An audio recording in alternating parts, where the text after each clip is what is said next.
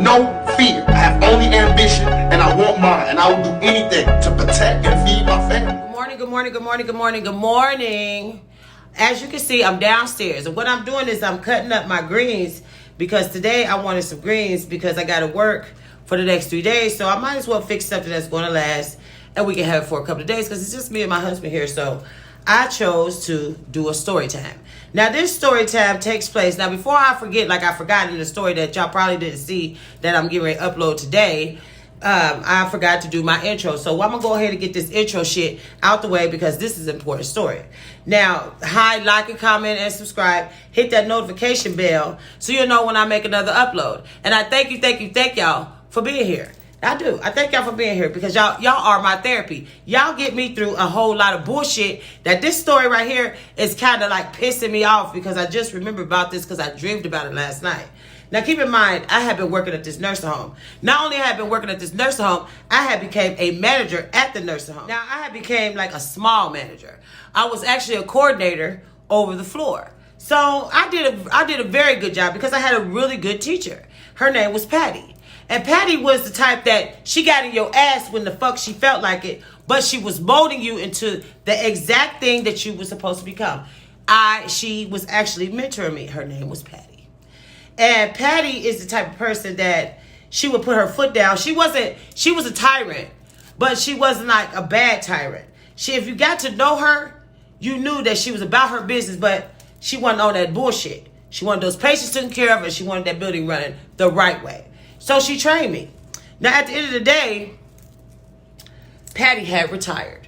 When Patty retired, a lady took over her position. And this lady, she had been known for like hiring all her family in the building and this, that, and the other. She was black. Patty was white. Now, at the end of the day, automatically, she started like eliminating people off of the staff so she could hire her family in. Now, keep in mind, I had been working there like 14, 15 years. Now, I had ran into her like maybe once or twice in a bad way. But I had already set the tone, like, you not getting ready to come in here and do whatever. I came in one day. Now, keep in mind, I had a small office. No windows, no nothing. A small office off in the corner. It looked like a janitor's closet. But I had fixed it up to make it my office. Because Patty gave it to me. I came in one day. I was off the weekend. I came in one day. She had closed my office. And she decided that she was going to give it to her sister. And her sister couldn't breathe. Her sister became the wound nurse.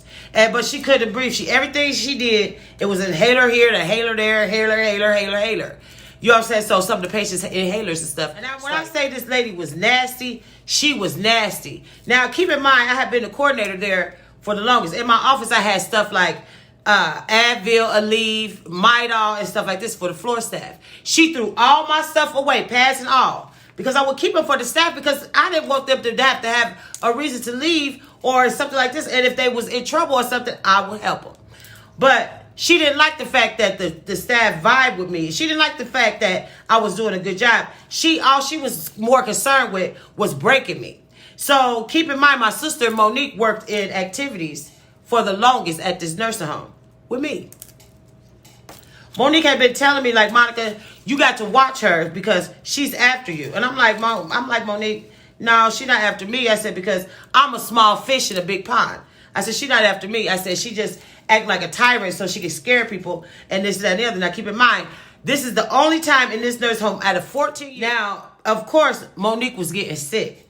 And she would call off. Bubba would come up there and he would bring Monique her medicine and stuff like this, but Monique she was kind of dragging or whatever the case may be. Nobody knew that my sister was this sick, not even me. But at the end of the day, this lady knew that me and Monique were sisters. So she had wrote Monique up. And I told Monique, I said, Monique, don't even worry about it. I said, she's not even over your department. Your department head is over your department. I said, you need to complain. But Monique wasn't the type to say nothing to her, to somebody. She would just like blow it off and keep going. But at the end of the day, I said something. I said, my sister is sick. I went to her office and she was the DON. I went to her office and I told her, I said, my sister is sick. I said, so you wrote her up for being sick?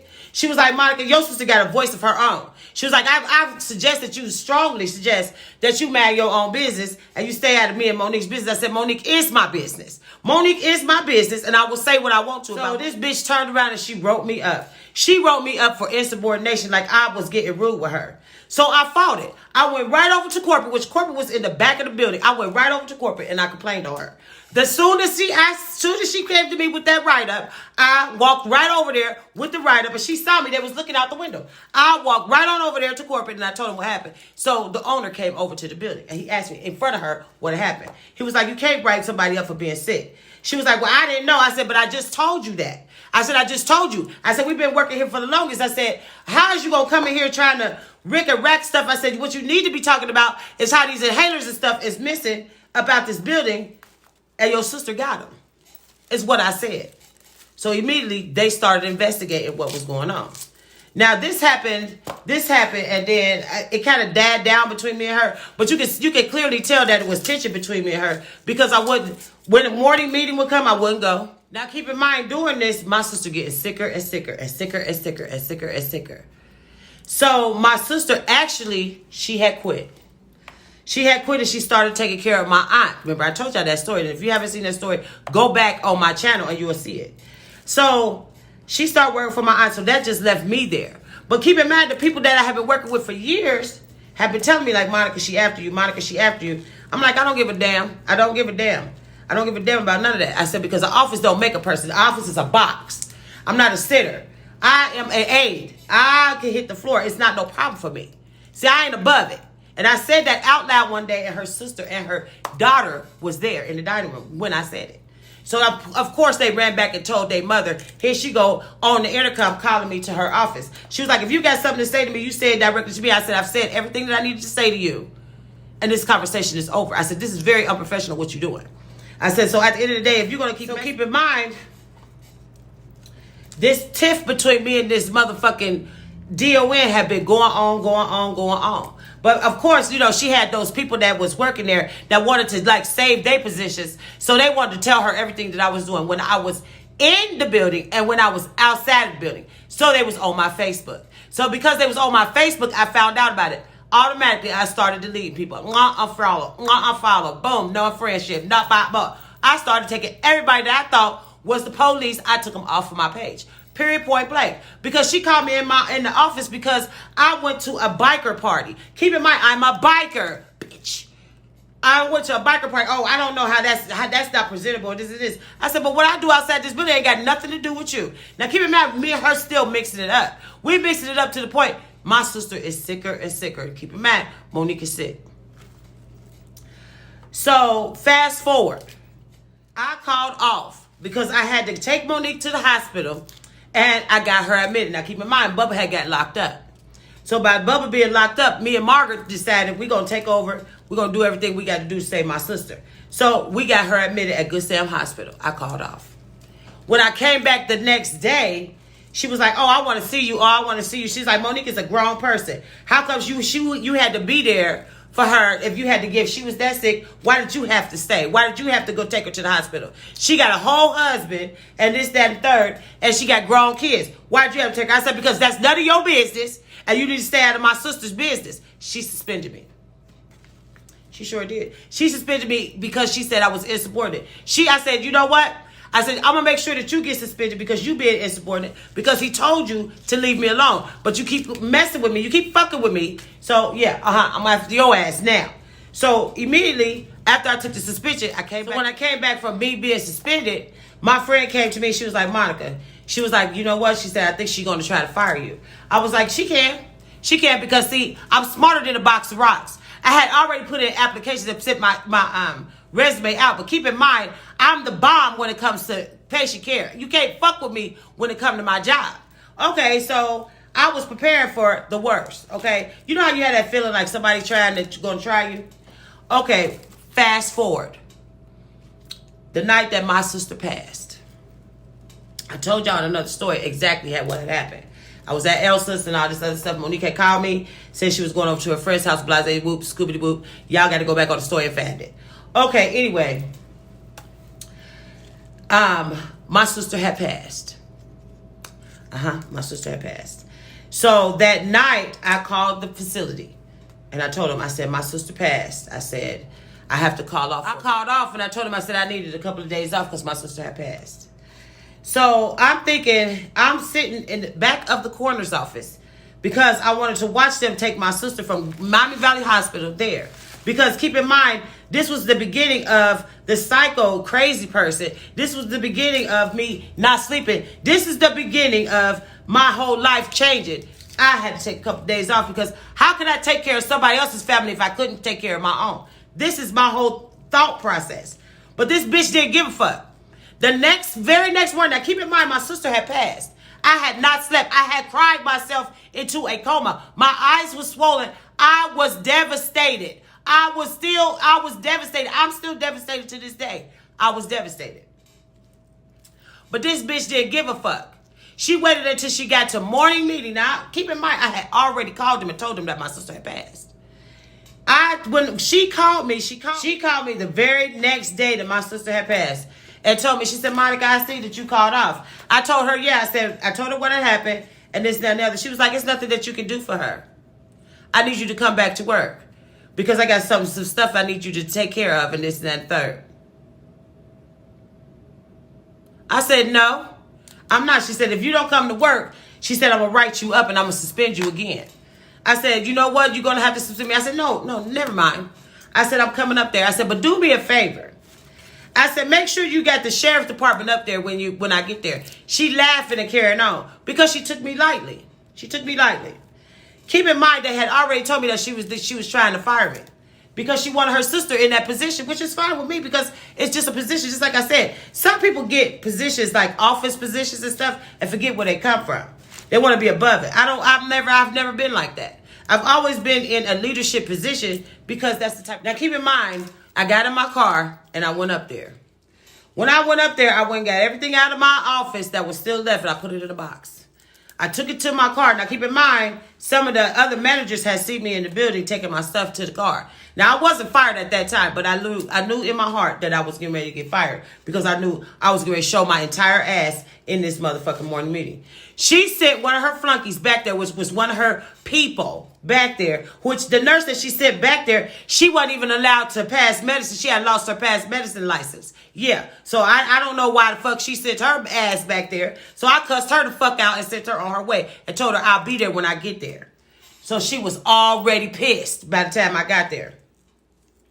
So I walked into morning meeting. When I walked into morning meeting, I didn't say one word. I said, bitch, it's between me and you. I don't give a fuck about this job. My sister is dead.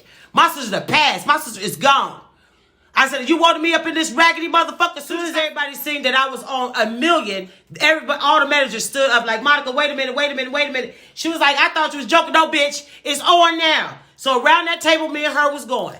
She like, somebody call the police, No, don't call the police. You gonna need to call SWAT in a minute, bitch, because it's me and you. This motherfucker ran out of the morning meeting and ran into the administrator's office and locked herself in there. By the time Dayton police got there, they escorted me. One of the managers that was on my side explained to them that my sister had just passed that night, the night before. And they explained to them that what this nurse had did, what this DON had did. Once they explained what had happened, all they told me was to get my stuff and never return on that property. I told them that's fine. Because at the end of the day, you can't sit and mistreat somebody. And I told this bitch that my sister had passed and she didn't give a fuck. She did not give a motherfuck that my sister had passed. But because she was one of those people that had to be in control. She was one of those people that had to have her hand in something. And she wanted to make sure that she was known as a tyrant. And see, because she had did this in other places and got fired for the same fucking thing, once I knew that I was fired, I didn't give a fuck. I had to be there for my sister, but I had already got another job. So that wasn't the point. The point was that she had to have her last say. So somebody reported to the corporate office exactly what had happened. A couple of days after my sister passed, we received a funeral arrangement from the company apologizing for the behavior about the DON. They fired her ass, and they should have. They fired her ass, and they fired all her family too. But it was too late because I wouldn't come back. I wasn't going to come back because at the end of the day, the people that I had ate with, see, the Lord sat around. This is why I say, watch who you eat. The Lord ate with people that was deceiving to him. And at the end of the day, if he had to go through that, what makes me any different? The same people that I had worked with for 14 years turned their back on me because of this lady trying to save themselves. So they wiped their feet on me. And it was something so important and so precious to me about my sister that the company, the corporate office actually had to take the hit for this. Because this is the first time I've ever spoken about it. So when they fired this lady, I seen her recently. I seen her recently and she was retired. And she when I seen her, I can't remember where I seen her at. She wouldn't even look my way because she knew what she had done. See, when my sister passed, it changed me. It grew me up and made me grown again. I was already grown when my sister passed, but I had to regrow up after she had passed. So I think I told this story. The reason why I told this story was because I was recently talking to somebody and their child had got sick and they actually got rolled up for calling off at a job. Anytime a job will not respect the fact that your family comes first, regardless of how long you have worked at a job is just a job. You can find a job anywhere. Anytime Chick-fil-A is hiring people for $18 an hour, you can find a job anywhere. But you cannot find family anywhere. You can't replace your family. So when me telling this story, it was because when my ex-co-worker had called me and told me that she got rolled up because her daughter was sick, it triggered this story for me. It's because I tell y'all time and time again, it takes something so small for me to remember something. I still hold animosity to this day for this lady. Because she didn't give a fuck about my sister. She didn't give a fuck that I was her. She didn't give a fuck and I was her employee. So at the end of the day, I tell people all the time, what starts on the number 12 always ends on the number 12. Those same people that sat with me at all them years and worked at that facility is no longer working there. Except for one. Maybe some little ones, but they don't even matter. They know who they are. And I hope that they watching. I really do. Because at the end of the day, baby, listen to me. I kiss nobody's ass. You never have to kiss nobody's ass for nothing. I don't. I refuse. I absolutely refuse. But at the end of the day, because I believe that the Lord moves stuff out your way for a reason, I knew that the Lord took that job from me because he knew I was going to end up in Marysville Correctional Institution, because if she had kept fucking with me, that's where I was going to be headed. But at the end of the day, you know, I think I have forgiven everybody that had done me. So yeah, I just think that I had to get that off my chest because I have to start letting stuff go. So yeah, I think I told this story because that when my ex-co-worker had called me and told me what had happened, that triggered it. So yeah, I'm going to say it like I always say in the rest of my stories. Like, comment, and subscribe. And I'll see you in my next story. Bye. I don't know what I've been through. I couldn't, and I never complained once. You heard? I got up off my ass and got to it. I got a family.